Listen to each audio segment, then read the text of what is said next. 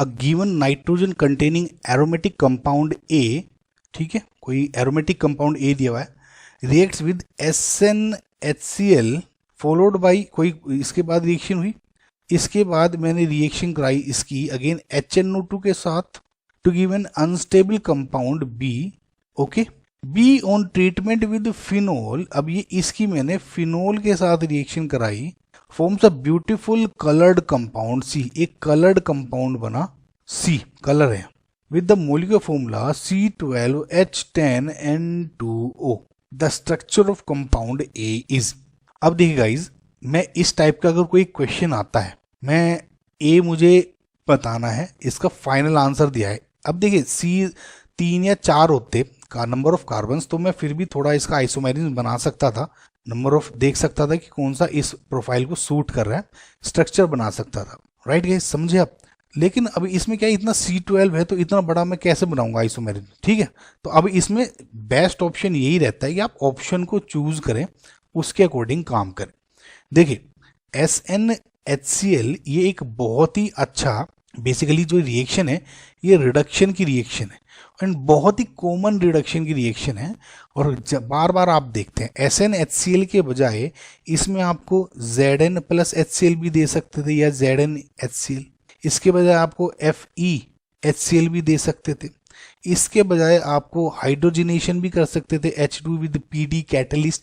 ये जो सारे रिएक्शन होते हैं ये रिडक्शन की ही रिएक्शन है, समझ में आपको। अब मैं देखिए ऑप्शन जब देखता हूँ, अमाइंस का कोई रिडक्शन जब मैं करूंगा क्या बनेगा, ये मुझे कुछ सूट नहीं करी। देखिए मैं पर्सनली, क्योंकि मैं इतने क्वेश्चन की प्रैक्टिस करता हूँ, अमाइन का रिडक्शन करके कहाँ जाऊंगा मैं, कोई ऐसी सुटेबल रिएक्शन मेरे दिमाग में नहीं आती सबसे पहले। अब मैं बी ऑप्शन देखता हूँ NO2, हाँ ठीक है, मुझे लग रहा है कि NO2 में भी मेरा बन सकता है, क्योंकि NO2 का रिडक्शन हम बार बार करते हैं, ठीक है। अभी फिलहाल मैं इसको हटा दूं, रिडक्शन ही होना है, तो मैंने अब सोचा कि चलो लेट जस्ट सपोज, अब देखिए मैं हिट एंड ट्रायल ही कर रहा हूँ गाइस, ऐसा नहीं है कुछ भी है। लेट जस्ट सपोज कि यहाँ पर NO2 में मान लूँ, अब क्या होगा, रिडक्शन होगा, मुझे पता है SnHCl के साथ NO2 के साथ रिएक्शन करते ही ये मेरा NH2 में कन्वर्ट हो जाता है।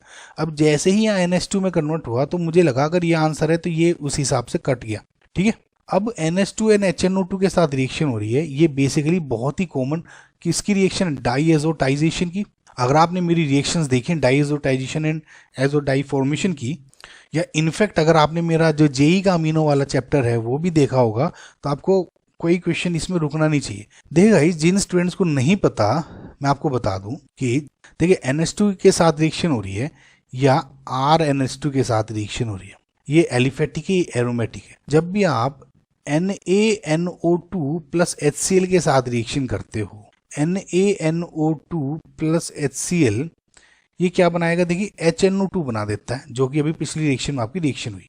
सो HNO2 प्लस HCl बनता है NaCl, ठीक है। तो HNO2 के साथ इसकी रिएक्शन होती है, ये भी क्या है HNO2 प्लस NaCl। तो मेन जो इसमें जो रिएक्टेंट है वो HNO2 है, समझ में आपको इतना। तो अभी इसमें मैं ये हटा देता हूं और मैंने देखा HNO2 के साथ ही मेरी रिएक्शन होनी है। अब क्या होगा, अब सिंपल वही H2O निकलता है जो अभी बताया था आपको, तो डबल बॉन्ड O OH, इधर भी N double bond O OH, और ये क्या होगा गाइस, ये बहुत ही कॉमन है, अगर याद रख सकते तो याद करें, H2O निकाल देगा, H2O निकाल दिया। अब H2O निकलने के बाद ये कुछ इस टाइप का कंपाउंड बन जाएगा, N double bond N OH, इधर क्या हो जाएगा RN double bond N OH, दोनों के ऊपर लोन पेयर है इधर, ठीक है। अभी मैं इधर की बात कर रहा हूँ, ऑब्वियसली इधर भी लोन पेयर, लेकिन ये मेरा जो पॉइंट ऑफ अभी इंटरेस्ट है वो इसको मैं देख रहा हूँ। ये क्या करता है गाइस, ये लोन पेयर इस पे रीअरेंज होगा और ये बॉन्ड बेसिकली ब्रेक हो जाता है, पुश हो जाता है। ये होगा क्योंकि मीडियम क्या ये होगा इस पे और ये बॉन्ड ब्रेक हो जाता है। तो कुल मिला के आपका यहाँ पे एक इस टाइप का कंपाउंड बन जाएगा N ट्रिपल बॉन्ड N, और 3-4 बॉन्ड हो गए तो इधर पॉजिटिव, एंड अगेन इधर क्या बन जाएगा R N triple bond N positive.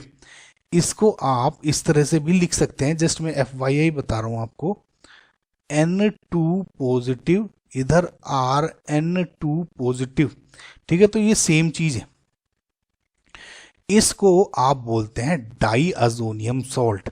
तो जैसे आपने रिएक्शन में सपोज यहाँ पे Cl नेगेटिव डाल लूँ, सॉल्ट की फॉर्म में, तो क्या हो जाएगा बेंजीन डाइअजोनियम क्लोराइड। समझ में आपको, या बेंजीन डाइअजोनियम सॉल्ट, इस तरह से आप इसको बोल देते हैं। तो कुल मिला के ये एक इंटरमीडिएट है, ये एक इंटरमीडिएट है। इसकी रिएक्शंस होती हैं आगे बहुत सारी, अभी हम देखेंगे। फिलहाल ये आपका इंटरमीडिएट बन गया। जब आप एरोमेटिक की बात करते हो, एरोमेटिक में तो यहीं पे रिएक्शन रुक जाती है, लेकिन जब आप इस एलिफेटिक की बात करते हैं ना, तो ये यहाँ पे रिएक्शन रुकती नहीं, ये थोड़ा अनस्टेबल हो जाता है। अनस्टेबल इसलिए होगा गाइस क्योंकि इसमें तो एल्काइल ग्रुप ही है सिर्फ, और ये अच्छा लिविंग ग्रुप है, निकलना चाहता है। इसमें भी ये निकलना चाहेगा, लेकिन क्योंकि पॉजिटिव चार्ज कंजुगेशन में है ना अंदर डबल बॉन्ड्स के, तो ये बेसिकली इसके कंपैरिजन में थोड़ा फिर भी लेस, मतलब थोड़ा सा स्टेबिलिटी बढ़ जाती है इस केस में। तो ये इसी फॉर्म में रह जाता है, इसको कोई न्यूक्लियोफाइल की जरूरत है जो कि अटैक करके इसको निकाल ले। समझ में आपको। लेकिन इस केस में क्या होगा, ये निकलना ही चाहता है, तो अगेन क्या होगा, इसमें जो रिएक्शन में H2O या वाटर के साथ रिएक्शन कर देता है, और ये H2O इस पे अगेन वही न्यूक्लियोफिलिक अटैक करके N2 निकाल लेगा, यानी ROH2 positive plus N2 gas is released. समझ में। और इसको आप कैसे लिखते हैं, प्रोटॉन निकल जाता है तो ROH। तो आपको कोई क्वेश्चन पूछा जा सकता है कि जब एनिलिन को आप नाइट्रस एसिड यानी HNO2 के साथ रिएक्शन कराते हो तो बेंजीन डाइजोनियम, जो ये डाइजोनियम सॉल्ट बनता है, लेकिन जब आप ये प्राइमरी अमाइन की रिएक्शन कराते हो नाइट्रस एसिड के साथ, तब डाइजोनियम सॉल्ट नहीं बल्कि एल्कोहल बनता है। ये गाइस आपका फाइनल प्रोडक्ट है, ये वाला नहीं है, इसमें ये वाला है। समझ में। ये एक स्टेप आगे H2O से भी रिएक्शन कर देता है। ये इस पे मैंने आपको समझा दिया है। आगे जो क्वेश्चन इस पे पूछे गए हैं मैं आपको डायरेक्ट कराऊंगा, इसमें भी डायरेक्ट कराऊंगा। समझ में आपको, कोई डाउट नहीं ना हो। ये जो इंटरमीडिएट बना HNO2 के साथ रिएक्शन करके, बी बोला था ना इंटरमीडिएट या अनस्टेबल कंपाउंड, तो ये जो बी बना आपका, मैं यहाँ क्या लिख दूं, ये N2 पॉजिटिव लिख देता हूँ। अब इसकी एल्कोहल के साथ रिएक्शन कराई, और सी अगेन गाइस ये एक एजोडाई की रिएक्शन है, एजोडाई फॉर्मेशन।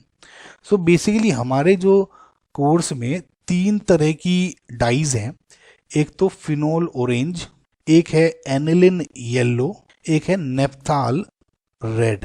ठीक है, रेड कलर की है, ये येलो कलर की डाई है, एंड ये ऑरेंज कलर की डाई है। तो जब भी आप इस डाइएजोनियम से, ठीक है, इसका हालांकि मैंने पूरा अच्छा मैकेनिज्म आपको समझाया हुआ है, तो आप उस वीडियो में देखें, मैं डिस्क्रिप्शन में डाल दूंगा उसका लिंक अगर आपको इंटरेस्ट है। लेकिन इसमें आपको मैं मैकेनिज्म बताऊंगा, इसमें आपको डायरेक्ट मेथड बता दूंगा। देखिए जब भी इसके तो फिनोल ऑरेंज है ना, फिनोल के साथ रिएक्शन होगी तो क्या होगा, ये जो N है ना, ये देखिए, ये इसका ऑर्थो पैरा, ये ऑर्थो मेटा पैरा जो पोजिशन है, यानी 1 2 3 4th पोजिशन से इस नाइट्रोजन का बॉन्ड बन जाता है। ठीक है, और ये कुछ इस तरह से बन जाएगा। देखिए N double bond N OH, ये तो बॉन्ड बन गया और ये ऐसे टूट जाता है। समझ में आपको। ये इस तरह की रिएक्शन आप डायरेक्ट शॉर्टकट में मान सकते हैं। तो ये आपका जो प्रोडक्ट बना, ये फाइनल प्रोडक्ट बना है इस रिएक्शन का। समझ में आपको। और अगर आप देखेंगे तो C12H10 N2O यही रिएक्शन इसका फॉलो कर रहा है। ठीक है, N2 है, O भी है, C12 है, 1 2 3 4 5 6, 1 2 3 4 5 6, और आगे देखेंगे हाइड्रोजन भी सेम रहेंगे। तो ये जो प्रोडक्ट बना आपका फाइनल प्रोडक्ट है। इनफैक्ट ये कलर्ड कंपाउंड कहा था ना, तो ये ऑरेंज कलर की डाई है, फिनोल ऑरेंज। समझ में आया आपको गाइज कि मैं क्या कह रहा था। वैसे भी गाइज देखिए, मैं इसमें एक हिंट ले सकता था, जैसे ही HNO2 आया ना, तो मैं ये सोच लूंगा कि या तो कोई नाइट्रो कंपाउंड है बना होगा, या कोई डाइएजोनियम सॉल्ट होगा, ऐसा बना होगा, उसी में ही मेरी रिएक्शन हो सकती थी। तो जैसे डाइएजोनियम सॉल्ट होगा तो मैं मानता हूँ HNO2 को रिएक्शन होनी चाहिए एनिलिन के साथ, लेकिन एनिलिन तो यहाँ एक स्टेप पहले दे दिया इसमें, इसका मतलब ये नहीं होना चाहिए। NO2 का अगर मैं रिडक्शन करता हूँ NH2 बन गया, अब आगे रिएक्शन मेरी फॉलो हो गई सेम। समझना आपको कैसे किया मैंने। थोड़ा सा इंटरन ट्रायल से स्टार्ट करते हैं, जितनी ज़्यादा प्रैक्टिस करेंगे इतना आसान हो जाएगा। वैसे भी गाइस ये क्वेश्चन ज़्यादा टफ नहीं था। तो आपका जो क्वेश्चन बी है, इट इज़ जो ऑप्शन बी है, इट इज़ करेक्ट आंसर।